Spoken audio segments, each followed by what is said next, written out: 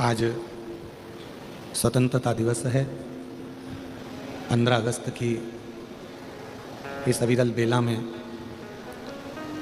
ना जाने कितने राष्ट्र के वीरों ने अपनी आहुतियाँ देकर आपको और हमको स्वतंत्रता प्रदान करी है। इसे 15 अगस्त की सभी भारतीयों को बहुत बहुत साधुवाद।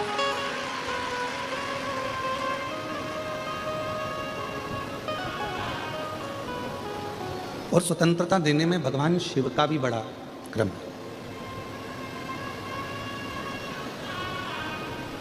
जगत गुरु शंकराचार्य जी ने अपनी वाणी में संपूर्ण जगत के लोगों को स्वतंत्रता का भाव व्यक्त किया।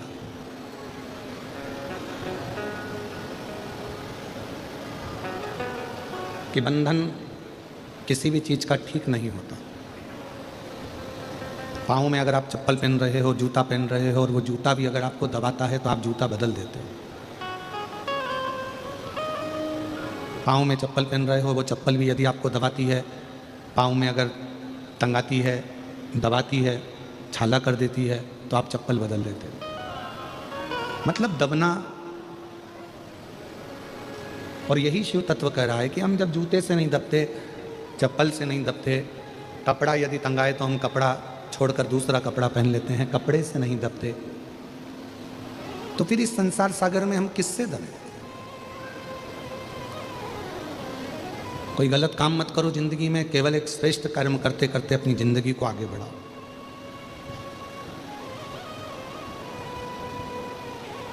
देश की एक सीमा होती है कि भारत देश इतना इतना फैला हुआ है, हमारे भारत देश की ये सीमा है। प्रदेश की एक सीमा होती है कि तेलंगाना यहाँ से लेकर वहाँ तक फैला हुआ है, इसके बाद में कर्नाटक लग जाएगा, उसके बाद में मध्य प्रदेश लग जाएगा, उसके बाद में उत्तर प्रदेश लग जाएगा, महाराष्ट्र लग जाएगा, राजस्थान लग जाएगा। एक जिले की भी सीमा होती है कि ये जिला यहाँ है। एक तहसील की भी सीमा होती है कि ये तहसील यहाँ से यहाँ तक है। एक पुलिस की भी सीमा होती है कि पुलिस अपने एरिया में दूसरे का एरिया लग गया, बॉर्डर पर कोई है तो वो कहता है कि इधर का है, वो कहता है केस उधर का है, वो कहता है इधर का है।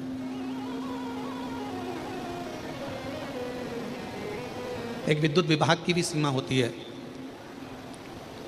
विधायक की भी सीमा होती है, तहसीलदार कलेक्टर की भी सीमा होती है, एसपी टीआई की भी सीमा होती है। सब पूरा देश सीमाओं में बंधा हुआ है, सबकी सीमा होती है, पर मेरे शंकर भगवान की कोई सीमा नहीं है। जो जहां बैठकर पुकारता है मेरा शंकर वहां करुणा करने पहुंचे। मेरे शंकर भगवान, मेरे शिव, मेरे ओघड़दानी, मेरे शंभु, मेरे त्रिकालदर्शी, कैलाशी, अविनाशी शिव सीमाओं में नहीं बंधे हैं। संसार सीमाओं में बन सकता है, परिवार सीमाओं में बन सकता है, कुटुंब सीमाओं में बन सकता है, देश सीमा के अंदर बन सकता है, प्रदेश सीमाओं में रह सकता है, पर शिव सीमा में नहीं।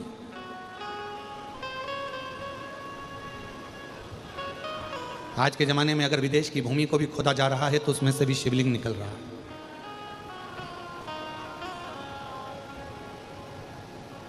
क्योंकि शंकर भगवान की कोई सीमा नहीं। कोई पशु भी उसको पुकारता है तो वो आ जाता है, कोई पक्षी भी उसको पुकारता है तो वो आ जाता है, कोई मनुष्य भी पुकारता है तो वो आ जाता है।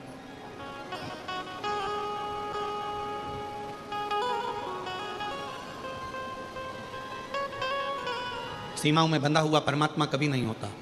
आप सभी ने श्रीमद् भागवत में गज और ग्रह की कथा सुनी होगी। एक मगर ने हाथी का पांव पकड़ लिया, हाथी ने सारे परिवार को बुलाया, कुटुंब को बुलाया, पर कोई आया नहीं। और यह हाथी की कथा नहीं है, यह अपनी भी कथा है।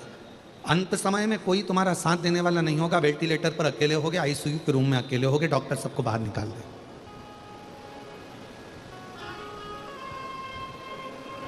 विपदा की घड़ी में कोई साथ देने वाला नहीं होता। विपदा की घड़ी में आपका विश्वास, आपकी मन की दृढ़ता, भरोसा ही आपका साथ देता है।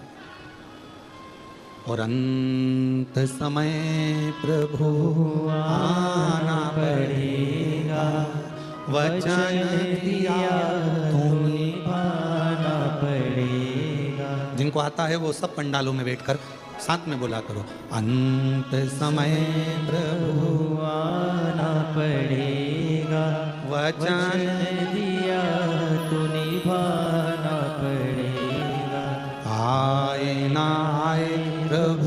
कुटुंब कबीरा, अंत समय शिव आना पड़ेगा, अंत समय प्रभु आना पड़ेगा। कोई आएगा ना आएगा। गज और ग्रह की कथा कहती है, हाथी के पाँव को मगर ने पकड़ लिया। हाथी के रिश्तेदार बहुत थे, कुटुंबी बहुत थे, सबने आवाज लगाया, हाथी ने पुकारा, सब आए। पानी के पास में आकर सब खड़े हो गए, पर हाथी का पांव छुड़ाने वाला कोई भी नहीं। अब कौन पुकारे, किसको पुकारे? वो हाथी। तब हाथी की बुद्धि, भगवान शिव की कृपा से कहीं हाथी की बुद्धि श्रेष्ठ हुई और हाथी ने भगवान नारायण को पुकारा। और भगवान नारायण को पुकारा तो भगवान ने गरुण को बुलाया, चल गरुण जल्दी चल। और हाथी भगवान को पुकार रहा था, गरुण पर भगवान जा रहे थे। गरुण बहुत धीमा चल रहा था, फिर कहा थोड़ा तेज चल, और तेज चल गरुण, और तेज चल। गरुण की स्पीड नहीं बन पाई तो भगवान ने गरुण को भी त्याग दिया और दौड़ते हुए भगवान उस हाथी के पास पहुंच गए, क्योंकि बचाना जरूरी था, बचाना जरूरी। और आए ना आए प्रभु कुटुंब कबीरा, अंत समय प्रभु आना पड़ेगा, वचन दिया तो निभाना पड़ेगा। कोई आएगा ना आएगा, पर अंत समय में आपको आना पड़ेगा। अंत समय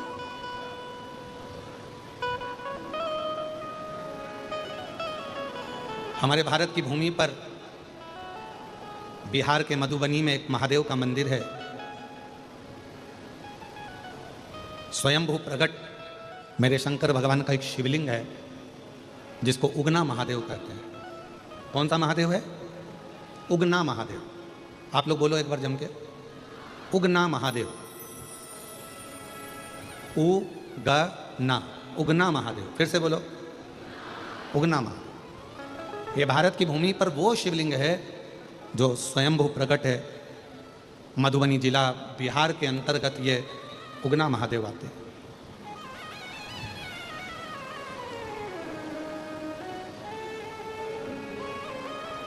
शिवजी का नाम ये सब उगना महादेव कैसे आ गया? उगना का तो मतलब होता है कि जो एकदम सुस्ती में रहता है, उदास रहता है, जिसे कोई काम ही नहीं होता है।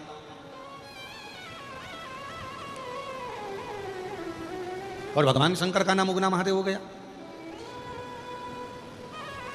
शिव कथा कर रही है, भगवान शंकर का चरित्र कर रहा है। एक विद्यापति थे, बड़े अच्छे कवि थे, बहुत अच्छी कविता का पाठ करते थे, मैथिली थे, और अपनी कविता वो किसी को नहीं सुनाते थे। अगर सुनाते थे तो केवल देवाधिदेव महादेव को सुनाते थे, और किसी से अपने मन का भाव वो कहते नहीं थे। कविताओं के माध्यम से शिव जी की स्तुति किया करते थे। अब धीरे धीरे धीरे धीरे विद्यापति बुजुर्ग होते चले गए। अवस्था सबकी डलती है, बचपन आया है तो जवानी भी आएगी, जवानी आई है तो अधेड़ी भी आएगी, और अधेड़ी आई है तो बुढ़ापे भी आएगा। पर इतना जरूर याद रखें कि बचपन खेल में खोया, जवानी नींद भर सोया, बुढ़ापा देख कर रोया, सिराने मौत हंसती है। अंत में जब बुढ़ापा आए तो व्यक्ति को रोना ना पड़ जाए। बचपन गया जाने दो, जवानी गई जाने दो, अधेड़ी गई जाने दो, पर बुढ़ापा मत बिगड़ने दो। ये शिव महापुराण की कथा कहती है। शिव महापुराण की कथा कहती है, जब भी कैमरे वाले के सामने जाना, फोटो खिंचवाने के लिए जाना, घर से तुम पाउडर लगाकर गए कि नहीं गए उससे मतलब नहीं है, खूब सारा क्रीम लगाकर गए कि नहीं गए उससे कोई मतलब नहीं है, अच्छा कपड़ा पहनकर गए कि नहीं गए उससे कोई मतलब नहीं है। फोटो वाले के सामने आप कितना भी अच्छा कपड़ा पहनकर चले जाओ, फोटो वाले के सामने आप कितनी भी अच्छी क्रीम पाउडर लगाकर चले जाओ, फोटो वाले के सामने आप हेयर स्टाइल चेंज कर चले जाओ, फोटो वाले के सामने आप डेंटिंग पेंटिंग कितना भी कर चले जाओ, और फोटो वाले के सामने जाकर एकदम जम के जाकर सिर पे पल्लू लेकर और बैठ गए, बैठे।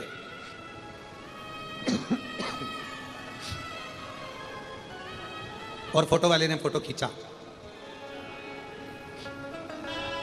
एक क्षण की बटन दबी और फोटो खींच गया। अब वो फोटो तुमने देखते से ही कहा, क्यों हमने इतना अच्छा कपड़ा पहना था, इतना अच्छा पेंटिंग करा था, पूरा स्वरूप सुधार कर आए थे, इतना डेंटिंग पेंटिंग कर आए थे, इतना अच्छा हेयर स्टाइल कर आए थे, पर तुमने तो हमारा फोटो बिगाड़ दिया। तो फोटो वाला बोलेगा, बहन जी फोटो तो अच्छा आ जाता, आप कपड़े तो अच्छी पहनी थी, आपने श्रृंगार भी अच्छा करा था, आपने सारा आभूषण अच्छा पहना था, बस एक कमी फोटो में रह गई बहन जी।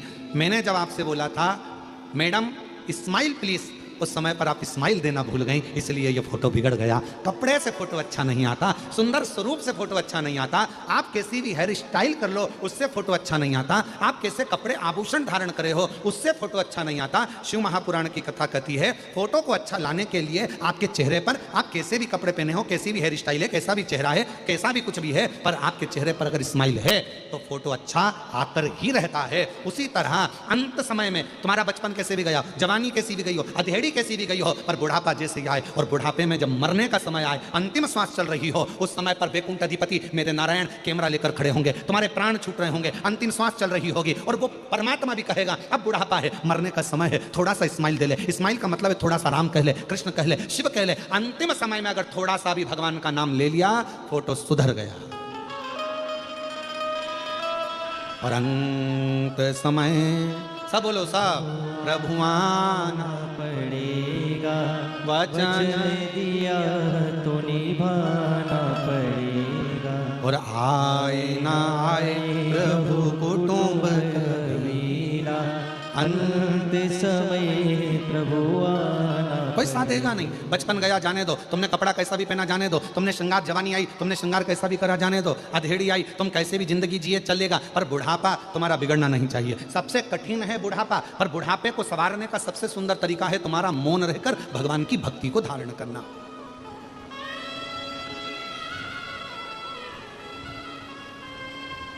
दो ऐसे हैं जिनको निमंत्रण नहीं दिया जाता बुलाने के लिए, फिर भी वो आ जाते हैं। और दुनिया में कोई ऐसा पैदा नहीं हुआ जो इन दो को निमंत्रण देता। और मुझे विश्वास है हैदराबाद के लोग भी इनको निमंत्रण नहीं देते होंगे, फिर भी वो तुम्हारे यहां आ जाते हैं। दो ऐसे हैं जिनको निमंत्रण नहीं दिया जाता तो भी आते हैं, जिनको नहीं बुलाया जाता तो भी आते हैं, जिनको आमंत्रण नहीं दिया जाए तो भी आते हैं, जिनको भगाने का प्रयास किया जाए तो भी आते हैं। वो दो हैं, एक नंबर पर है बीमारी और दूसरे नंबर पर है भिखारी।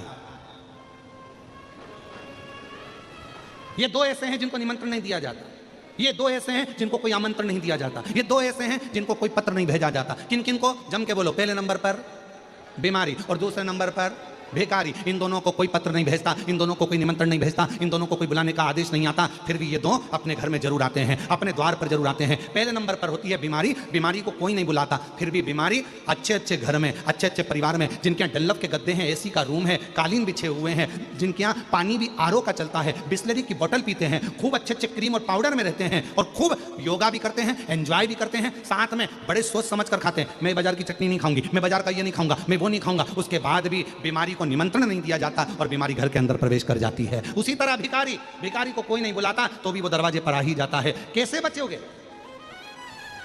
कैसे बचोगे?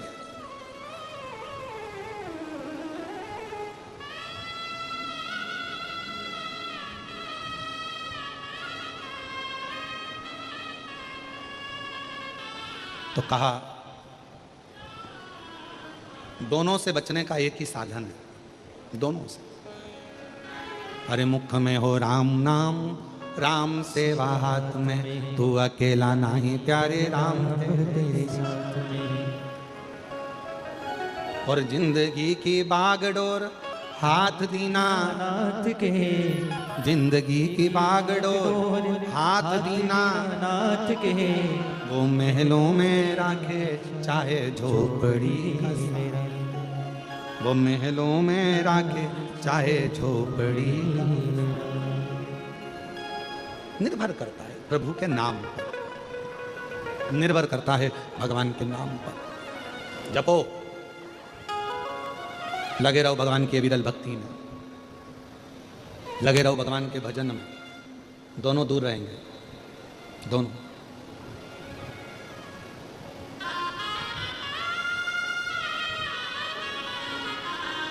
भजन करने वाले के पास भी बीमारी कम जाती है और भजन करने वाले के पास भिखारी भी कम जाता है। उसको मालूम है ये तो पहले से ही ऐसा दिख रहा है, इसके पास क्या होगा। तो भिखारी सोचता है कौन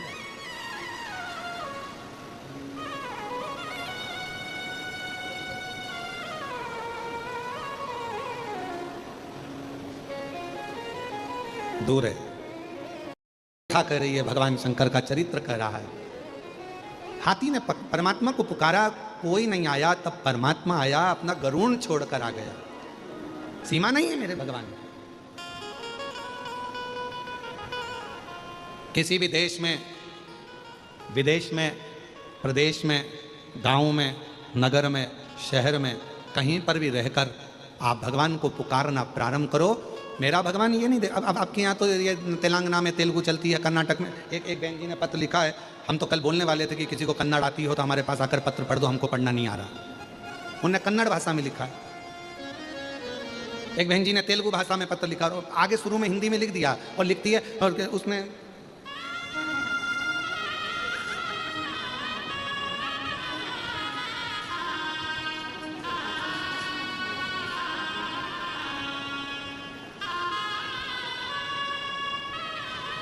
अब वो पत्र को ढूंढना पड़ेगा। उसमें उन्होंने आगे आगे हिंदी में थोड़ा थोड़ा कट में लिखा है, मेरे को हिंदी नहीं आती है। अब हमने सोचा इतना लिखा था तो पत्र भी वैसे ही लिख देती।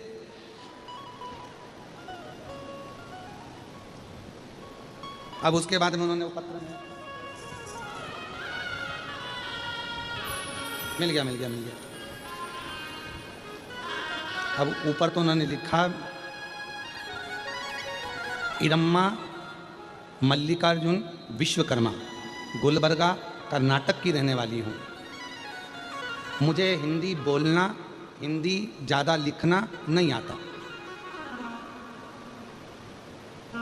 पर भूतड़ा परिवार लिख दिया उसने कि इनको धन्यवाद। टीवी पे तुम्हें देखती हूँ, सुनती हो, देखती। पीछे लिखा, अब पीछे लिखा पर पढ़े कौन दादा? लाओ जरा, इनमें से किसी को तो कन्नड़ आती होगी, लाओ इधर पढ़ो तो रहे जरा, जब तक अपन अपना गुनगुना लो। शंभो सर माँ, इधर आ जाओ। मिला ये कन्नड़ पढ़ने वाला मिला है जरा।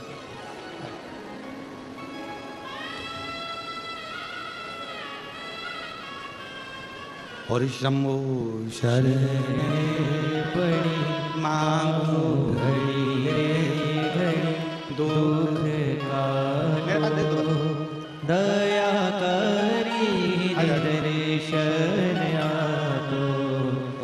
शंभु शरण पड़ी मांगो घड़ी रे घड़ी दुख काटो, दया करी दर्शन आतो।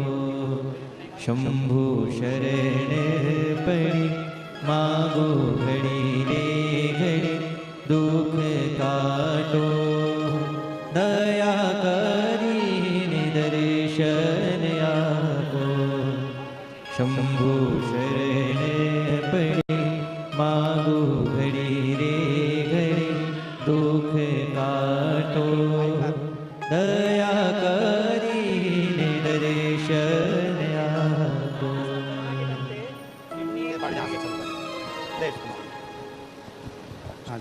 श्री शिवाय नमस्तभ्यम। ईरम्मा मल्लिकार्जुन विश्वकर्मा, उन्होंने कहा है कि गुलबर्गा से उन्होंने, गुरुजी मुझे नहीं मालूम था कि आपके बारे में। फिर मेरी फ्रेंड ने कहा कि मुझे आपके बदल पूरा कहा। जब से मैं मंदिर जाने लगी हूँ, कोरोना के टाइम पे शंभो नहीं एक सेकेंड। कोरोना के टाइम पे मेरे पति को कहा मैंने, उनको किडनी का प्रॉब्लम था। रलिया और भावना आशीर्वाद। ओके, तो भगवान की दया से मुझे अच्छा लगने लगा है।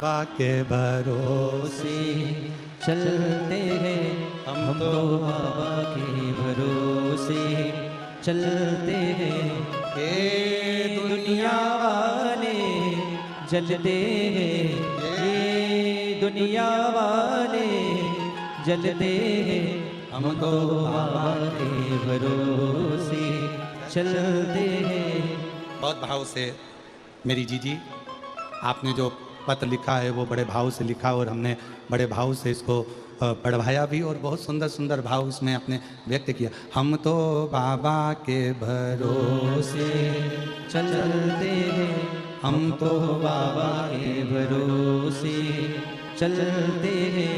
ये दुनिया वाले जलते हैं, ये दुनिया वाले जलते हैं। हम तो बाबा के भरोसे चलते हैं, हम तो बाबा के भरोसे चलते हैं। तो जो दिल से भाव से आपने लिखा, कहीं पर भी रहें, कोई प्रदेश में, कोई देश में, विदेश में, कोई जिले में, कोई शहर में, तुम्हारा मन पड़े जहां रहो, पर मुख से अगर भगवान का नाम पुकार रहे हो, हृदय से श्री शिवाय नमस्तुभ्यम कह रहे हो, तो ये निश्चित है कि पुलिस की सीमा हो सकती है, भारत की एक देश की सीमा हो सकती है, प्रदेश की सीमा हो सकती है, जिले की सीमा हो सकती है, तहसील की सीमा हो सकती है, पर मेरे बाबा की कोई सीमा नहीं है। जहां पुकारोगे, जब पुकारोगे, जैसे पुकारोगे, मेरा शंकर तुम्हारे सामने खड़ा,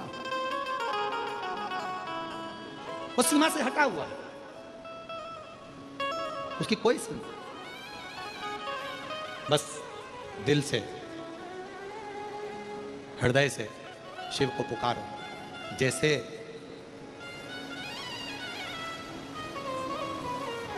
जिस समय पर माता सती के पिताजी ने, दक्ष प्रजापति ने यज्ञ रखा, सबको आमंत्रण दिया, सब, पर माता सती जी के यहां कोई निमंत्रण नहीं दिया। और देवता क्या कर रहे थे? देव ऋषि नारद जा रहे थे तो कैलाश के ऊपर से जा रहे थे, इंद्र जा रहे थे तो कैलाश के ऊपर से जा रहे थे। क्यों? क्योंकि माता सती देखे और सती जी को लगे कि सबको निमंत्रण पत्र भेजा गया, पर मेरे पिताजी ने मेरे यहाँ ही निमंत्रण पत्र नहीं भेजा। ये दिखना चाहिए। सती मैया ने देखा इंद्र जा रहे हैं, सती मैया को कोई फर्क नहीं पड़ा। सती मैया ने देखा देव ऋषि नारद जा रहे हैं, सती मैया को कोई फर्क नहीं पड़ा। गरुण वरुण सारे देवता जा रहे थे, सती मैया को कोई फर्क नहीं पड़ा। क्यों फर्क नहीं पड़ा? कोई तुम्हारे ऊपर कितना भी नमक डाले, तुम्हें कोई फर्क नहीं पड़ता। कब तक? जब तक तुम्हारे शरीर में कोई कट ना लगा। अगर तुम्हारे शरीर में कोई घाव है तो जरा सा नमक लगेगा और तुम तिल मिला जाओ, तिल मिला जाओ। शरीर में अगर घाव है तो तुम्हारे ऊपर नमक का थोड़ा सा भी भाव आएगा और तुम तिल मिलाओगे। जब तुम्हारे शरीर पर घाव ही नहीं है, तुम्हारे शरीर पर कोई कट ही नहीं है, तुम्हारे शरीर पर कोई चोट ही नहीं है, तो कोई कितना ही नमक डाले, तुम्हारे शरीर पर कोई कितना ही नमक डाले, उसका कोई तिल मिला हटाएगी नहीं। पर जैसे ही शरीर के ऊपर यदि कोई घाव रहेगा, शरीर के ऊपर यदि कोई कट रहेगा, शरीर के ऊपर कोई भी स्थान रहेगा, तो फिर वो नमक अपना असर करेगा, फिर वो नमक असर करता है।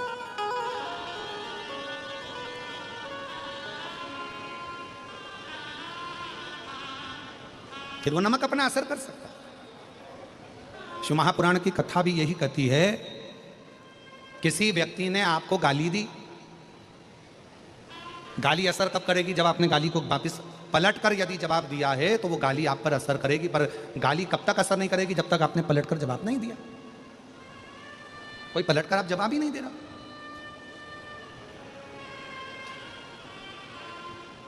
किसी ने आपको अपशब्द दिया, ताना दिया, आड़ा टेढ़ा बोला, आपने अगर पलट कर जवाब दिया तो समझ लो आपने गाली को लिया। आपने पलट कर अपशब्द बोले तो मतलब आपने पलट कर उसने जवाब दिया है, तो मतलब उसने गाली को स्वीकार किया है। एक महाभारत का बड़ा सुंदर चरित्र है महाराज। जिस समय पर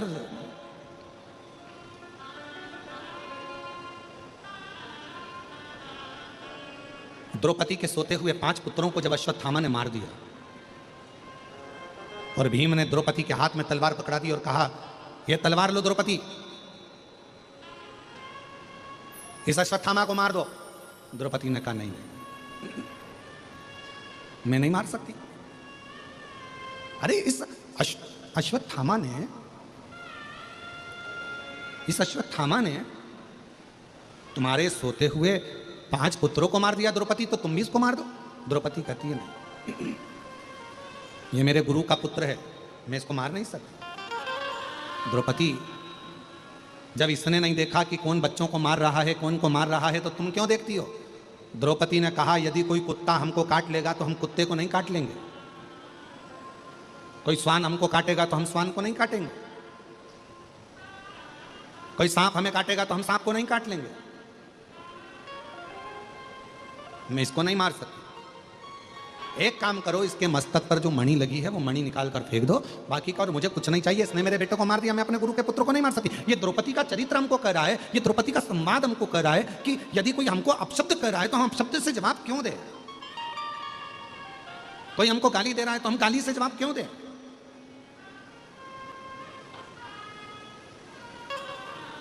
अगर हम पलट कर वही जवाब दे रहे हैं तो ये तो वही हो गया कि हमारे शरीर में घाव है। सती माता ने कोई जवाब नहीं दिया। नारद जी बार बार निकल कर जा रहे थे, इंद्रदेव निकल कर जा रहे थे, वरुण गरुण निकल कर जा रहे थे, 33 कोटि देवता दक्ष प्रजापति के यहाँ जा रहे थे। माता सती ने कोई जवाब नहीं दिया। आखिरी में हुआ क्या? जब देव ऋषि नारद ने देखा कि सती के चेहरे पर कोई सली नहीं आ रहा, तब देव ऋषि नारद माता सती के पास आ गए और सती से जाकर कहा, माँ आपके पिताजी यज्ञ रखे हैं और उस यज्ञ में सबको बुलाया, आपके पति को और आपको नहीं बुलाया। बस अब माता सती का हृदय, अब माता सती का दिल अब रोया, अब रोया। और शंभु शरण मांगू घड़ी रे घड़ी, दुख काटो दया करी दर्शन। अब माता सती को लगा, और सती मैया को जैसे ही लगा तो माता सती ने अपने पति भगवान देवादिदेव महादेव से कहा, मेरे पिताजी के यहाँ यज्ञ चल रहा है, मुझे जाना चाहिए। शिव जी ने मना करा, सती मत जा। सती को समझाया, मत जा। सती मानने को तैयार नहीं, मुझे जाना चाहिए, मुझे पहुंचना है, मुझे जाना है, मेरे पिता के घर का यज्ञ है, मुझे जाना पड़ेगा। सती माता को खूब खूब भगवान शंकर ने समझाया, पर आखिरी में सती नहीं मानी और पिताजी के यहाँ यज्ञ में पहुंच गई। पहुंची तो देखा कि यहाँ सबके लिए स्थान था, पर माता सती ने देखा कि मेरे पति के लिए कोई स्थान नहीं था, मेरे पति के लिए कोई स्थान। नैनों से नीर माता सती के बह रहा था, आंखों से आंसू माता सती के बह रहे थे, नैनों से अश्रु माता सती के बह रहे थे। कोई स्थान नहीं।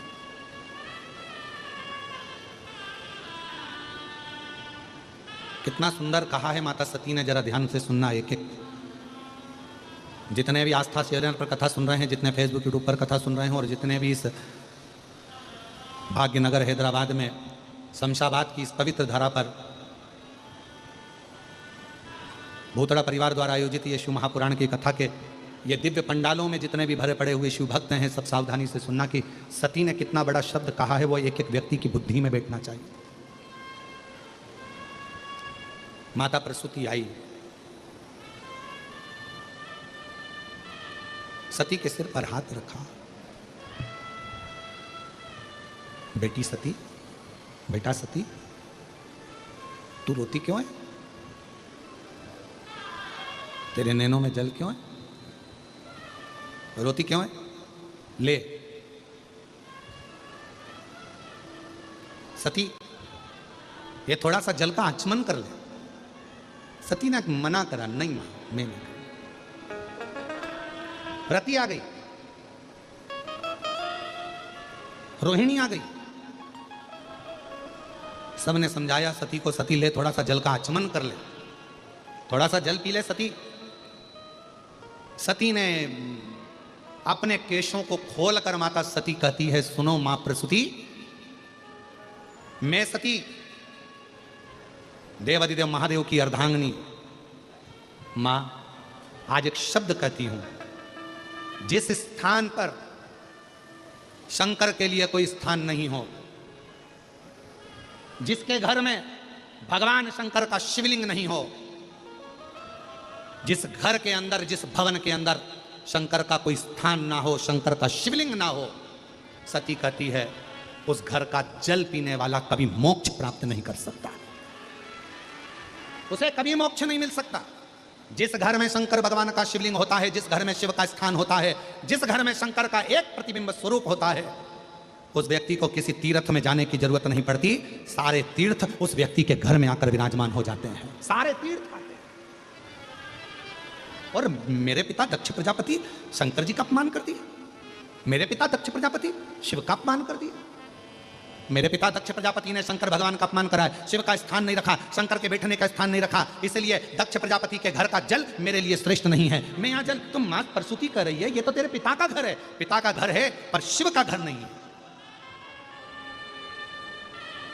ये पिता का घर है पर शिव का घर नहीं है।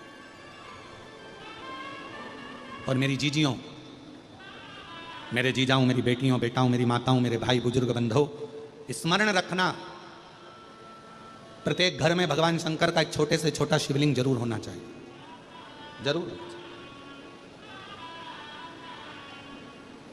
कल हमारे श्री ब्रजगोपाल जी भूतड़ा जी और श्रीमती दीपाली जी भूतड़ा जी दोनों एक प्रश्न कर रहे थे।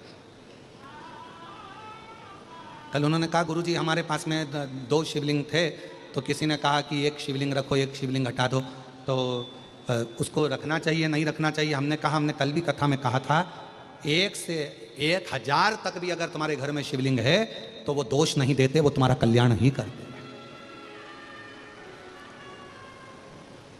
किसी अन्य देवता की मूर्ति अगर तुम्हारे घर में है तो किसी देवता की अगर मूर्ति तुम्हारे घर के अंदर है तो वो 1-2 हो सकती है, 2 से ज़्यादा नहीं हो सकती है।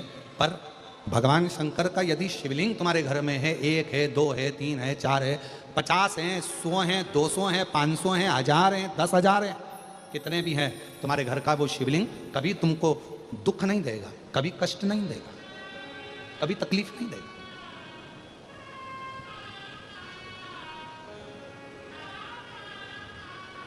कितने भी शिवलिंग। और हाँ, एक बात याद रखना, अगर तुम्हारे घर के अंदर कोई शिवलिंग नहीं है तो शिव महापुराण की कथा कहती है, सती माता का चरित्र कहता है, फिर उस घर से गया हुआ व्यक्ति कितने भी तीर्थ कर आए, कितने भी तीर्थों का जल लेकर आ जाए और कितने भी तीर्थ कर आ जाए, उस तीर्थ का कोई फल नहीं होता अगर घर के अंदर शिवलिंग नहीं होता। घर के अंदर शिवलिंग का होना बहुत जरूरी, भले छोटा सा, भले छोटा।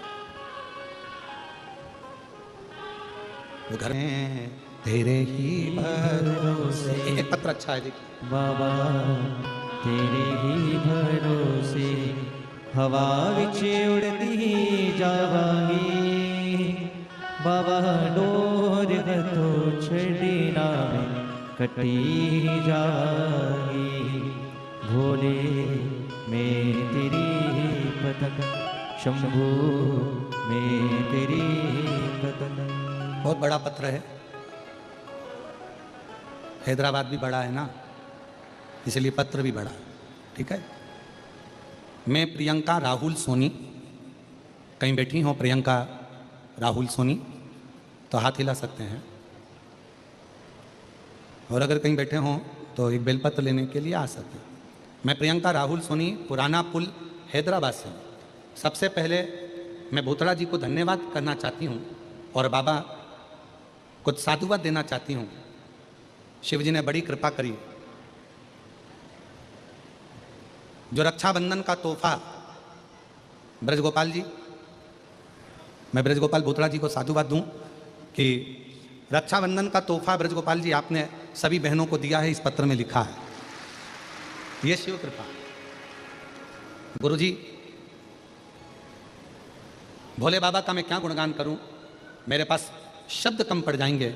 मेरी शादी हुई और मेरी नौकरी नहीं लग पा रही थी, तब बाबा की कृपा से पहली बार आपकी कथा सुनना प्रारंभ करी, शिवजी को जल चढ़ाना प्रारंभ करा और बाबा की कृपा से एक बहुत बड़ी कंपनी में मेरा जॉब लग गया। गुरुदेव, मेरी बेटी का जन्म हुआ और जन्म होने के बाद उसके मुंह में एक छाला हो गया। डॉक्टर को दिखाया तो डॉक्टर ने कह दिया इसका ऑपरेशन करना पड़ेगा। ऑपरेशन का डॉक्टर ने बता दिया, मगर मेरा विश्वास बाबा पर इतना था कि वो छाला 1 ही हफ्ते में गायब हो गया और फिर मेरी बेटी पंजे पर चलती थी। वो पूरी खड़ी नहीं हो पाती थी, चल नहीं पाती थी, पर बाबा पर मेरा भरोसा पूर्ण था। डॉक्टर ने कहा था ये ऐसी ही चलेगी, पर बाबा की कृपा से शिवजी के चढ़े हुए जल से आज मेरी बेटी पूरी चलने लगी और बाबा की कृपा से उसका पूरा पांव रखा। मैं शिव को प्रणाम करने के लिए, और तेरी कृपा का क्या है भरोसा, कब किस पर हो जाए जरा सी। एक लाइन अच्छी लिखी है, अरे लुटा दिया भंडार काशी वाले ने और कर दिया माला काशी वाले, जो जैसी भावना लाया वो वैसा ही फल पाया। नहीं खाली उसे लौटाया, वो मन ही मन हर्षाया। और कर कर दिया दिया माल काशी वाले ने, लुटा दिया भंडार काशी वाले। एक पत्र और अच्छा है।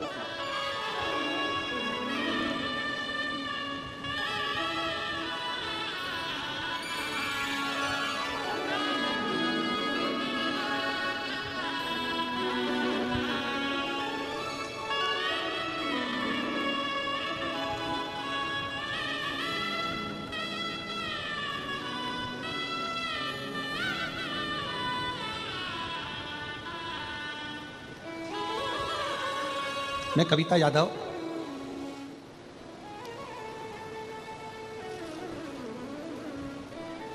बी शंकर लाल यादव, हम हैदराबाद बेगम बाजार के निवासी हैं। कहीं बैठे हों तो हाथ हिला सकते हैं। हैदराबाद बेगम बाजार के निवासी हैं। बेलपत्री का शिवजी पर चढ़े हुए जल का मैं क्या वर्णन करूं गुरुदेव। मेरी शादी को 9 साल हो गए थे। मेरी उम्र भी 40 वर्ष की हो गई, पर संतान का सुख नहीं हुआ। गुरुदेव, डॉक्टरों का इलाज करवाया, मन्नतें भी बहुत मांगी, पूजा पाठ भी बहुत किया, पर संतान का सुख नहीं आया। हमेशा हर जगह से नाराजगी ही हाथ लगी। अब करें तो करें क्या। तब आपकी कथा पहली बार सुनी और बाबा पर भरोसा जागृत हुआ। शिवजी का पशुपतिनाथ का व्रत, सफ़ेद आंकड़े की जड़ का प्रयोग और प्रदोष टाइम में बाबा का पूजन का विधान आपने जैसा बताया वैसा करा। बाबा की 2022 से कथा सुनना प्रारंभ करी। अवस्था बहुत हो गई थी, 40 साल की मेरी उम्र हो गई, पर संतान का योग नहीं बन रहा था। तब बाबा की कृपा से पहली बार पशुपति व्रत किया और सफ़ेद आंकड़े की जड़ का प्रयोग किया।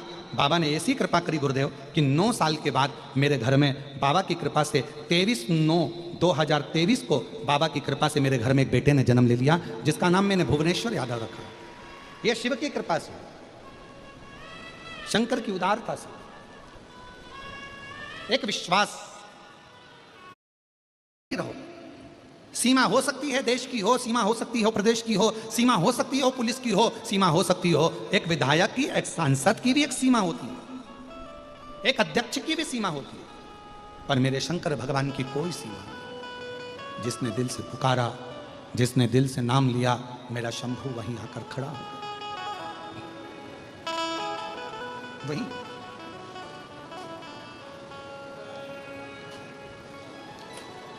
बस उसमें आपका दिखावा नहीं होना चाहिए। देखिए, सती माता से कह रही हैं, माता प्रसूति की ये थोड़ा सा जल का आचमन कर लो, और माता प्रसूति के शब्द सुनकर माता सती कह रही है, भले मेरे पिता का घर पर जल नहीं पीऊंगी, क्योंकि यहां शिव का स्थान नहीं है। जहां शिव नहीं है वहां कोई तीर्थ नहीं है। चाहे दुनिया में तीर्थ जाकर कितना भी जल इकट्ठा कर लेके आओ, कोई कहे हम गंगा का जल लाएं, कोई कहे हम सरयू जी का जल लाएं, कोई कहे हम मंदाकिनी का जल लाएं, कोई कहे हम यमुना जी का जल लाएं, कोई कहे हम छिपरा का जल लाएं, कोई कहे हम नर्मदा का जल लेकर आएं, सारी दुनिया का जल एकत्रित कर लो, सारी दुनिया का सारे देवताओं को एकत्रित कर लो, पर यदि शंकर का कोई स्थान नहीं, शिवलिंग नहीं, तो उस घर के जल का भी कोई महत्व नहीं।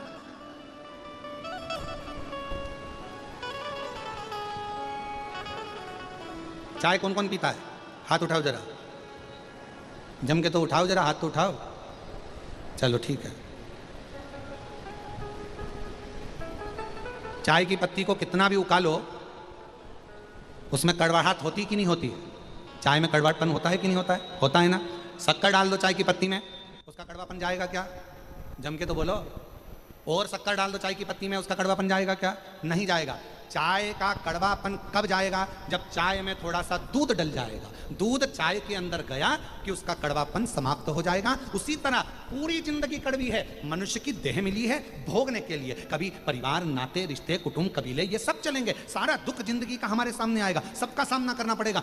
ये दुख, ये कड़वापन हमारी जिंदगी में चलता रहेगा। चाय में कड़वापन रहता है, कड़वाहट रहती है, पर चाय में कितनी भी शक्कर मिलाकर उकाल लो, पर चाय का कड़वापन चाय में हमेशा रहेगा। पर चाय के कड़वेपन को यदि कम करना है तो उसमें दूध डालना पड़ेगा, चाय का कड़वापन समाप्त हो जाएगा। दूध डालते से चाय की कड़वाहट समाप्त हो जाती है। उसी तरह जिंदगी में कितना भी कड़वापन हो, जीवन में कितना बड़ा भी दुख हो, शंकर के नाम का बस उच्चारण करते से ही हमारे जीवन का भी दुख समाप्त होता चले जाता है।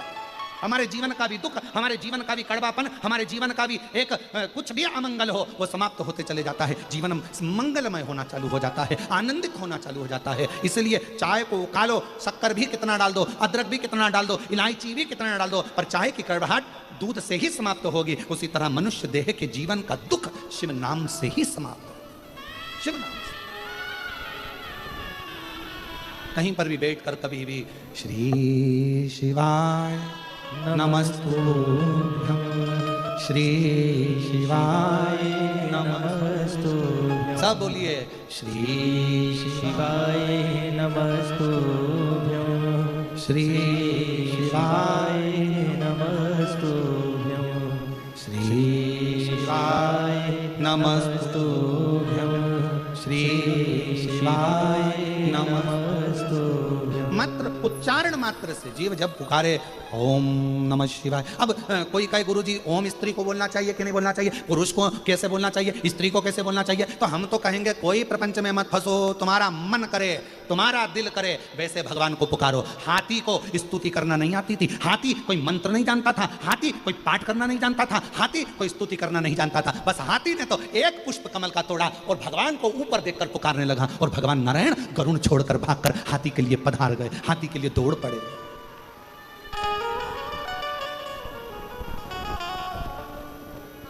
किसको आए? उगना महादेव की कथा कथी है, विद्यापति बुजुर्ग हो गए थे, कवि थे, शिव को कवि कविता का पाठ करते थे, बुजुर्ग हो गए थे, बूढ़े हो गए। विद्यापति, उगना महादेव की कथा कहती है विद्यापति एक दिन मन में सोच रहे थे अब शरीर से बनता नहीं है। शिव महापुराण में वायव्य संहिता में भगवान तुमरुका जी चंचुला देवी से कहते हैं कि चंचुला सुनो, ब्रह्मा ब्रह्मलोक में रहते हैं, भगवान विष्णु बैकुंठ लोक में रहते हैं, भगवान शंकर मृत्यु लोक के देवता हैं, पृथ्वी के देवता हैं। जब संसार का मनुष्य पृथ्वी के देवता को भगवान देवादिदेव महादेव के शिवलिंग पर एक लोटा जल चढ़ाता है, और जब मनुष्य की गति, मनुष्य का शरीर जब बेकार होता है, पांव से चलते नहीं बनता, हाथ से काम नहीं बनता, नेत्रों से देखते नहीं बनता, कानों से सुनाई नहीं देता, इंद्रियां साथ छोड़ देती है, तब तुमरुका जी चंचुला देवी से कहते हैं कि मृत्यु लोक के देव अधिदेव महादेव को जिसने एक लोटा जल चढ़ाया होता है, वो एक लोटा जल उसके बुढ़ापे में शंकर भगवान उसका हाथ पकड़कर उसका साथ देने के लिए उसके साथ साथ चलते हैं, साथ। इसलिए सारी समस्या का हल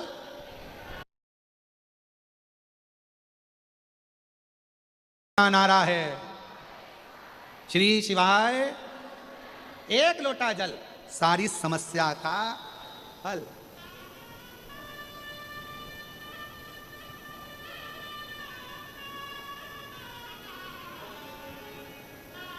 शिव जी को एक लोटा जल चढ़ाओ, शंकर जी का ये चढ़ा हुआ जल एक ना एक दिन काम आएगा।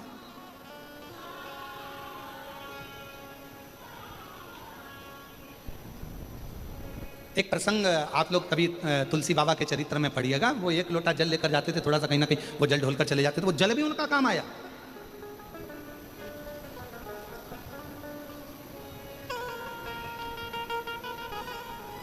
चलो एक बात और, एक प्रैक्टिकल करके देखो, कहीं सियोर वाला महाराज जी कहीं गड़बड़ तो नहीं बोल रहा है, तो प्रैक्टिकल जरूर करना। एक गमले में मिट्टी भरी है, उसमें कोई बीज तुमने नहीं लगाया, उस गमले में कोई बीज नहीं है, कोई पौधा नहीं है। तुम एक काम करो कि रोज उस गमले में थोड़ा थोड़ा जल डालना चालू करो। अब तुमने ना तो बीज लगाया, ना उसमें कोई कलम लगाई, ना कोई उसमें डाली लगाई, ना तुमने कुछ लगाया, उसके बाद भी उस गमले के अंदर, उस गमले में जल चढ़ाते चढ़ाते चढ़ाते चढ़ाते एक ना एक पौधा छोटा सा अपने आप अंकुरित हो जाएगा। तुम्हें मालूम नहीं पड़ेगा कि इसमें पौधा कहां से आ गया, इसमें तो बीज ही नहीं था, इसमें तो कलम ही नहीं थी, इसमें तो कोई पौधा ही नहीं था, फिर आखिर यह पौधा आया कहां से? केवल जल चढ़ाते रहे। उसी तरह शिव महापुराण की कथा कहती है, आप शंकर जी के मंदिर में नित्य प्रति एक लोटा जल चढ़ाते रहो, आप शंकर जी के दरवाजे पर रोज जाकर एक लोटा जल समर्पित करते रहो। एक ना एक दिन तुम्हारे भीतर एक विश्वास का पौधा प्रकट होगा, तुम्हारे घर में एक खुशी का पौधा प्रकट होगा, एक आनंद का पौधा प्रकट होगा, और वो खुशी, वो आनंद आपके जीवन को इतना आनंदित कर देगी कि आप उन्नति की सीढ़ी पर चढ़ते चले जाओ।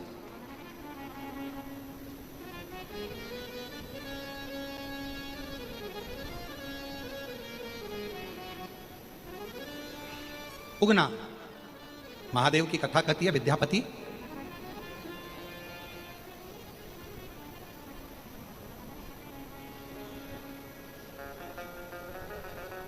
अवस्था डल गई थी तो विद्यापति चल नहीं। अब शिव की कृपा देखिएगा जरा, शंकर भगवान को कथा, भगवान शंकर का भजन करने वाला, शिव का स्मरण करने वाला, शिव को एक लोटा जल चढ़ाने वाला, शिव कथा श्रवण करने वाले के साथ शिव कैसा साथ देते हैं वो सुनिए।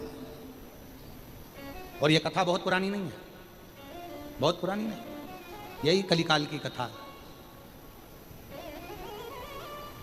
भारत की भूमि पर एक उगना महादेव का शिवलिंग स्वयंभू प्रकट इसी कलिकाल का, इसी कलयुग का है, कोई दूसरे समय का नहीं। विद्यापति एक दिन बैठे हुए थे, शिव जी को लगा आजकल विद्यापति कविता पाठ नहीं करते, मुझे सुनने को नहीं मिलता, क्यों ना मैं जाऊं विद्यापति के पास। मेरे ओघड़दानी जब जाने लगे तो पार्वती जी ने पूछा कि प्रभु आप कहां जा रहे हो, कहां जा रहे हो प्रभु? और हो के नंदी पैसावार, सुन के भक्तों कहां जा रहे हो? इस जगह पर जा रहे हो? पूछा कहां जा? शिव जी कुछ बोले। फिर माता पार्वती जी ने पूछा प्रभु आप जा कर रहे हो? शंकर भगवान कुछ नहीं बोले। फिर माता पार्वती जी ने फिर पूछा तो पार्वती जी के शब्द सुनकर शिव जी ने कहा एक विद्यापति है, बहुत अच्छा कविता का पाठ करता है, जब वो कविता पढ़ता है तो मुझे बड़ा सुनने में आनंद आता है, परंतु अब शरीर उसका ढल गया है, तो मैंने सोचा अब उससे नहीं बनता तो मैं उसकी सेवा करूंगा। शिव जी आप सेवा करोगे? हाँ भोले बाबा आप? हाँ। पार्वती जी ने कहा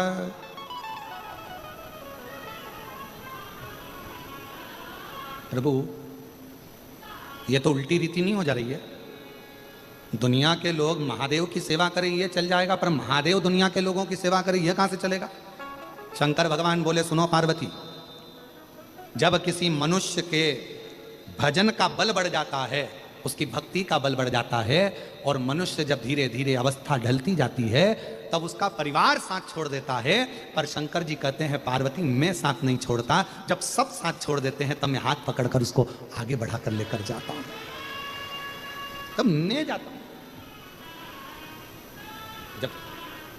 जब कोई नहीं आता भोले बाबा आते हैं, जब कोई नहीं आता भोले बाबा आते हैं, मेरे दुख के दिनों में वो बड़े काम आते हैं, मेरे दुख के दिनों में वो बड़े काम आते हैं। जब कोई नहीं आता भोले बाबा आते हैं, जब कोई नहीं आता भोले बाबा आते हैं, मेरे दुख के दिनों में वो बड़े काम आते हैं, मेरे दुख के दिनों में वो बड़े काम आते हैं। कोई नहीं आएगा, मैं आऊंगा।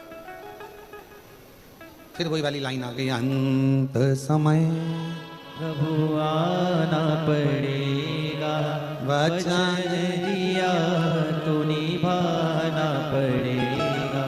आए आए प्रभु कुटुंब कबीला, अंत समय प्रभु आना कोई ना आए पड़ेगा। तब तू आना, कोई ना आए तू, कोई साथ दे नहीं तब तू देना, जब कोई ना निभाए तब तू निभाना। हे मेरे कालाधिपति महाकाल, मेरे दुख के पल में तू दौड़ कर जरूर आना, दौड़ कर जा।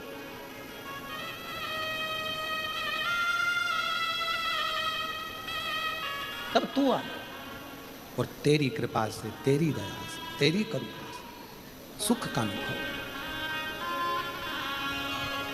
ओ बाबा रे तेरे बिना भी क्या जीना हो, तेरे बिना भी क्या जीना।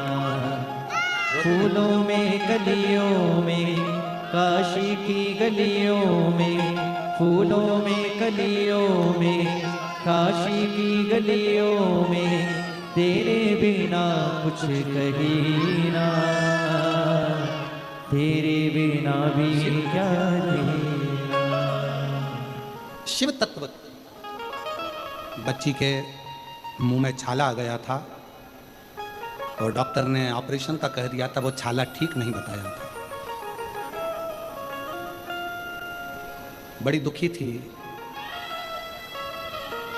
डॉक्टर कहे कि ऑपरेशन शीघ्र कराओ, पर विश्वास रखा, सीओर पहुंच गई कुबरेश्वर बाबा के धाम। अभी बोली वो।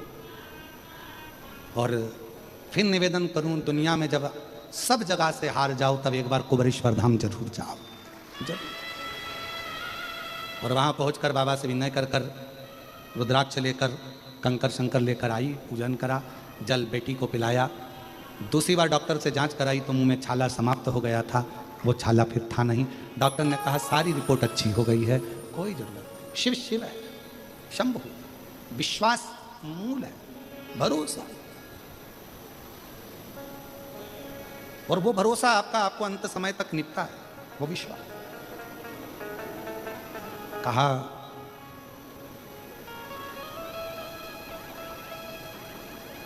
विद्यापति के लिए शिवजी कह रहे हैं कि मैं जाऊंगा, और विद्यापति के लिए भगवान देवादिदेव महादेव भगवान शंकर स्वयं गए। स्वयं एक सेवक का रूप रख लिया। तन पर एक पिछोड़ा था, वस्त्र नहीं था, एक लंबी सी चोटी थी मेरे भोले बाबा की। मस्तक पर एक छोटा सा त्रिपुंड लगा हुआ था मेरे शिव जी को। तन पर एक धोती लपेटे हुए थे मेरे बाबा भोलेनाथ। और विद्यापति के दरवाजे पर पहुंच गए और आवाज लगाकर कहा, विद्यापति जी, ओ विद्यापति जी, विद्यापति जी, ओ विद्यापति जी। विद्यापति जी को आवाज लगाई, विद्यापति जी ने आवाज सुनी, अंदर बुलाया, कौन है रे, अंदर आ। तो कहा मुझे काम की जरूरत है, मैं आपके यहाँ काम करना चाहता हूँ, मेरा कोई भी नहीं है संसार में, मैं आपका कोई भी काम कर दूंगा, मुझे रख लो। विद्यापति जी ने कहा मेरे को तो खुद खाने के लाले पड़ रहे हैं, मेरे पास कुछ धन नहीं, दौलत नहीं, संपदा नहीं, मेरे पास में कोई धन नहीं है, दौलत नहीं है, संपदा नहीं है, मैं तुझे क्या दूंगा, मेरे पास तो कोई तेरे को देने के लिए तनख्वाह भी नहीं है। इतने में शंकर भगवान जो एक साधारण से मनुष्य के रूप में थे, कहा मुझे कुछ मत देना, आप तो बस मुझे 2 समय का भोजन दे देना, बहुत है। विद्यापति जी बोले 2 समय का भोजन? शिव जी ने कहा चलो ठीक है, एक काम करो कि 1 समय का भोजन दे देना, बस बहुत है।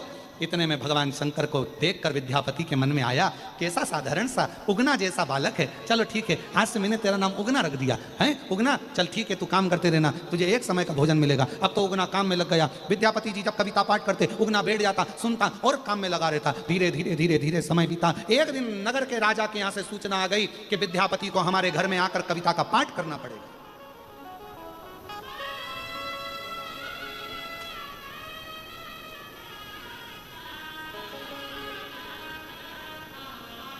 विद्यापति को हमारे आना है। और देखो शिव की जब कृपा होती है ना, जा पर कृपा राम की होई, ता पर कृपा करे सब कोई। जिस पर परमात्मा की कृपा हो गई उस पर सबकी कृपा हो गई। राजा के यहाँ से सूचना आ गई विद्यापति जी के यहाँ, विद्यापति आपको हमारे यहाँ आकर पाठ करना है। विद्यापति खुश हो गए, जिंदगी में पहली बार किसी राजा के यहाँ जाकर मुझे कविता पाठ करने का मौका मिलेगा। विद्यापति चल दिए, चले, उगना साथ में। चलते चलते बीच रास्ते में विद्यापति जी को प्यास लगने लगी, बहुत तेज। अरे उगना, बहुत प्यास लग रही है, जल्दी जल लेकर आ। उगना ने देखा ना कोई तालाब है, ना बावड़ी है, ना कुआं है,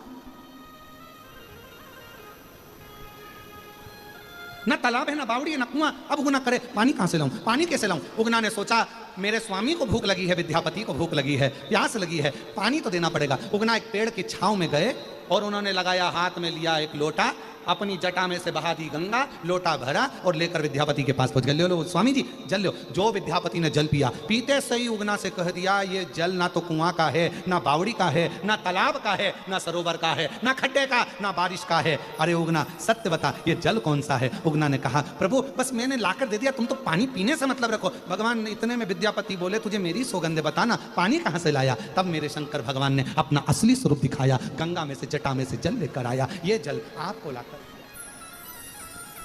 कौन करेगा सेवा, कौन? अंत समय प्रभु कौन करेगा सेवा, कोई नहीं आने वाला।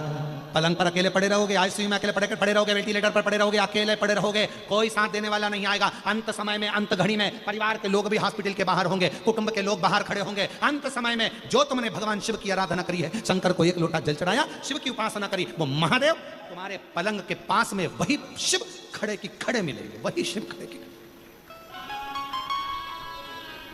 विद्यापति ने जो शिव जी का दर्शन करा, आप मेरे घर में नौकरी कर रहे हो, मेरे घर में।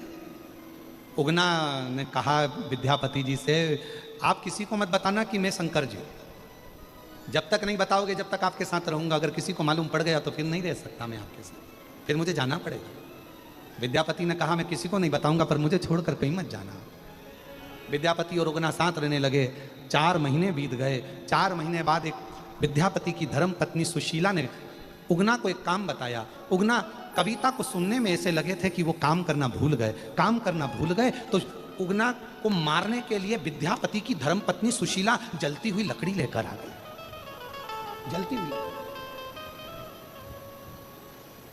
और जो उगना को मारने के लिए जलती हुई लकड़ी लेकर आई, उगना की पीठ पर जलती हुई लकड़ी से सुशीला ने मारना प्रारंभ करा। उगना चिल्ला रहा,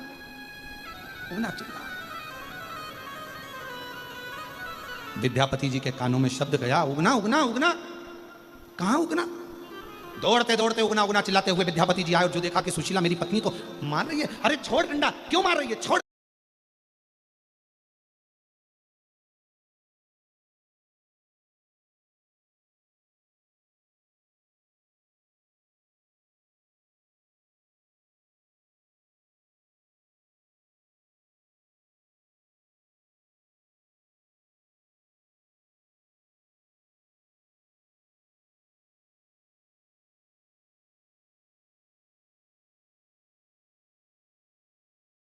छोड़ दे, पर वो छोड़ने को तैयार नहीं हुई। खूब मारा, तब आखिरी में विद्यापति से रहा नहीं गया। और विद्यापति जी ने कह दिया, अरे ओ बावरी, तू जिसको मार रहे ना, ये शंकर है, शंकर शिव है। जो सुना शिव, उतनी देर में तो मेरे शंकर भगवान वहीं से ओझल हो गए। सुशीला रोती रह गई, विद्यापति की आंख से आंसू बहते रह गए। विद्यापति ने भोजन करना छोड़ दिया। मैं शिव के बिना कैसे रहूं, कैसे? नैनों से जल, गली गली में ढूंढ रहे हैं शिव जी को, शिव मिलते हैं। फूलों की कलियों में, काशी की गलियों में, फूलों की गलियों में, काशी की गलियों में, तेरे बिना कुछ कहीं ना,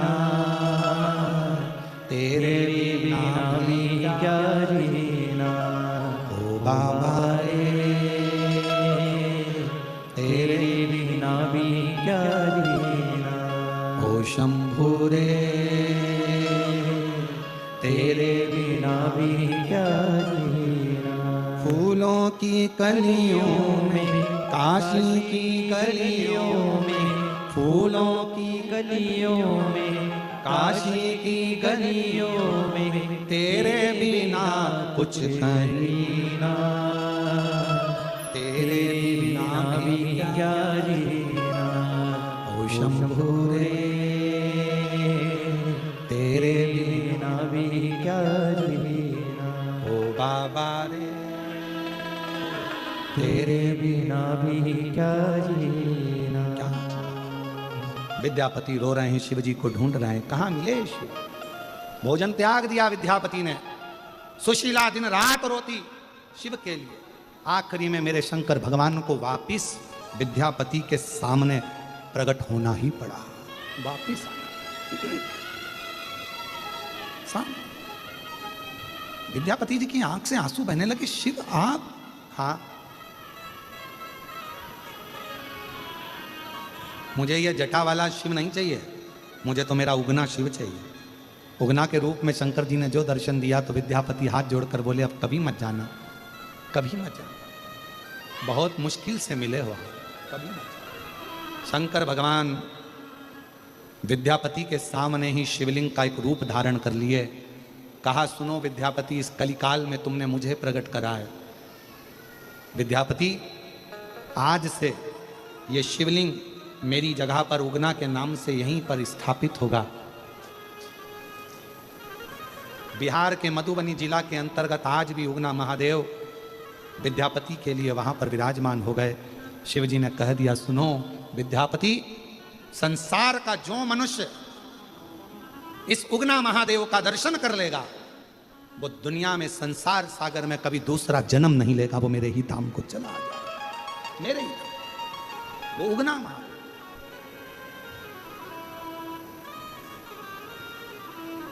एक स्वतंत्रता मेरे शिव ने दी है, मेरे शंकर। बस अपने कर्म को करते हुए, अपने कर्म के आनंद को करते हुए अपनी जिंदगी की सार्थकता को सिद्ध करो।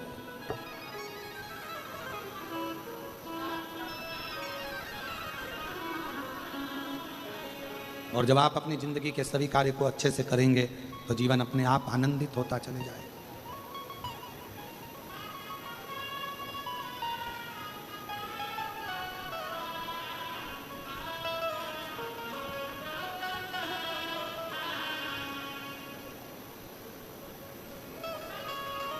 शिव का नाम उच्चारण करते हुए, शिव तत्व को धारण करते हुए चलिए, चलिए।